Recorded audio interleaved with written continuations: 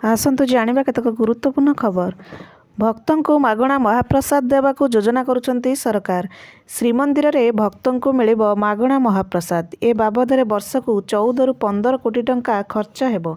श्रीमंदिर को दर्शन करने को आसुथिबा भक्तों को मागणारे महाप्रसाद देवाकू सरकार योजना करुछंती, कहिछंती आईन मंत्री पृथ्वीराज हरिचंदन। तेबे यहाको कार्यकारी करने पाई राज्य सरकार राजकोष उपरे बोझ पड़िपारे, तेणु भक्त एवं बदान्य व्यक्ति सहयोग लोड़िछंती पृथ्वीराज। दर्शन पाई आसुथिबा भक्तों को जेभली महाप्रसाद पाई आनंद अनुभव करिबो से नहीं व्यवस्था कराजिबो बोली कहिछंती।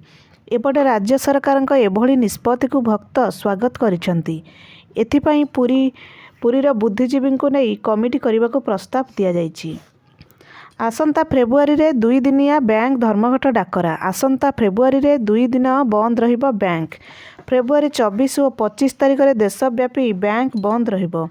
वर्ष सर्वभारतीय ऑफिसर AIDOC महासंघ पक्षरु धर्मघट डाकरा दिया जाइछि। विभिन्न दाबी नहीं यही आंदोलन कराजिबो। तेबे महासंघ पक्षरु सप्ताह को 5 दिनिया कार्य दिवस, सबु कैडर पर्याप्त संख्यक कर्मचारी नियुक्ति एवं दीर्घ दिन है पड़ी रही अन्यान्य दाबी गुड़िकर समाधान दाबी रे यही धर्मघट डाकरा दिया जाइछि।